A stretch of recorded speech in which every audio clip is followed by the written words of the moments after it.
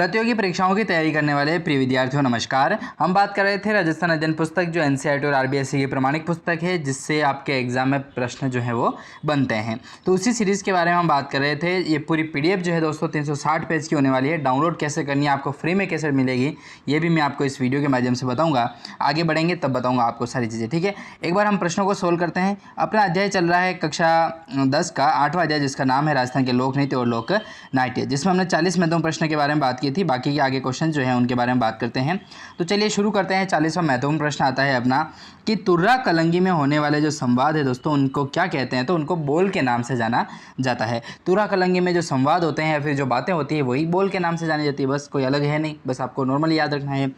फिर प्रश्न आता है तुर्रा कलंकी के बारे में कि तुर्रा जो है वो किसका प्रतीक माना जाता है। तो प्रभु श्री शिवजी का जो प्रतीक है वो तुर्रा माना जाता है, जबकि कलंगी जो है दोस्तों वो माना जाता है माता पार्वती का प्रतीक, ठीक है। अगला प्रश्न भी यही कह रहा है कि कलंगी को जो है वो किसका प्रतीक मानते हैं। तो माता पार्वती को जो है वो कलंगी का रूप माना जाता है, जबकि तुर्रा को बात करें तो प्रतीक माना जाता है प्रभु श्री शिवजी महाराज जी को, ठीक है। चलिए 43वां प्रश्न अपना, गौरी नृत्य किस क्षेत्र में किया जाता है। तो मेवाड़ में किया जाने वाला एकमात्र नृत्य, एकमात्र तो नहीं कह सकते, मेवाड़ में किया जाने वाला एक प्रमुख नृत्य है गौरी नृत्य दोस्तों, ठीक है। बहुत ही महत्वपूर्ण, भीलों की गौरी बहुत फेमस होती है, ठीक है ना। गौरी नृत्य किनके द्वारा की जाती है। देखो प्रश्न आई गया है ना, भीलों के द्वारा की जाती है। तो गौरी नृत्य जो है वो भीलों के द्वारा बहुत ही दक्षता के साथ की जाने वाली एक प्रमुख नृत्य शैली है गौरी।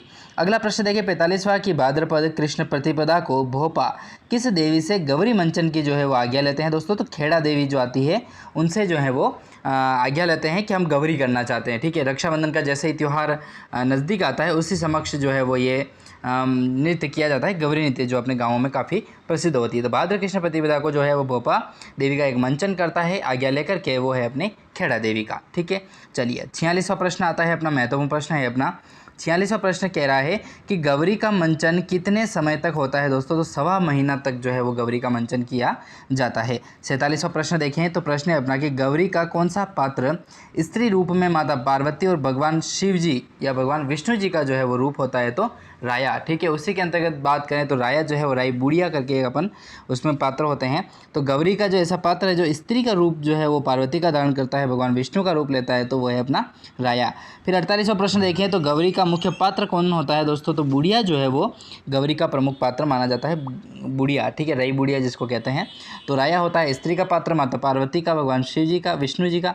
और गौरी के मुख्य पात्र की बात करें तो बुढ़िया जो है वो पात्र होता है।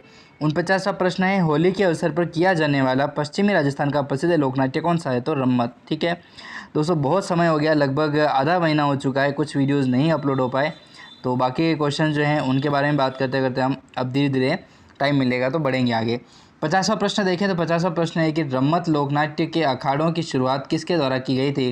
तो तेज कवि जैसलमेरी जो है उनके द्वारा की जाती है रम्मत लोकनाट्य में अखाड़े की शुरुआत, ठीक है, जो काफ़ी महत्वपूर्ण प्रश्न बनता है, इसको 1 स्टार तो लगाना पड़ता है। तेज कवि जैसलमेर जो है, तेज कवि जैसलमेरी जो है उनके द्वारा रम्मत लोकनाट्य के अखाड़े की शुरुआत होती है, ठीक है। इसी के अंतर्गत अगला महत्वपूर्ण प्रश्न देखें तो प्रश्न है अपना कि रम्मत की मूल ऊर्जा किसे कहा जाता है। तो टेरिये को कहा जाता है। टेरिये जो होते हैं वो रम्मत की मूल ऊर्जा कहते हैं। टेरिये कौन होते हैं, टेर, अर्थात आपको मैं बताऊं तो टेर कहा जाता है बात को, ठीक है। कोई भी बात कही जा रही है तो उसको एक लयबद्ध तरीके से कहना टेर कहलाता है, ठीक है। टेर या फिर बुलाना भी कह सकते हैं इसको। तो टेरिये जो होते हैं वो रम्मत की एक मूल ऊर्जा होती है, ठीक है। रम्मत में बस वो बातों का ही जो है वो मेल होता है। तो टेरिये जो है वो रम्मत की एक मूल ऊर्जा के रूप में कार्य करते हैं और इन्हीं को करते हैं, ठीक है। अगला प्रश्न देखिए 52वां नंबर का कि तमाशा कहाँ का प्रसिद्ध लोकनाट्य है। तो जयपुर का प्रसिद्ध लोकनाट्य है कौन सा, तमाशा, ठीक है। याद रखिएगा तमाशा जो लोकनाट्य है वो जयपुर का प्रमुख लोकनाट्य होने वाला है, ठीक है। गौरी कहाँ का प्रसिद्ध है दोस्तों। तो मैंने आपको बताया था जैसे कि मेवाड़ का प्रसिद्ध है, ठीक है। पर्टिकुलर अपन कोई नहीं पकड़ सकते क्योंकि उदयपुर में भी होता ही है, अपने चित्तौड़ में भी होता है। तो गौरी का जो मंचन है वो बहुत जगह पर देखने को मिलता है, ठीक है। अगला प्रश्न की बात करते हैं अगले वीडियो में।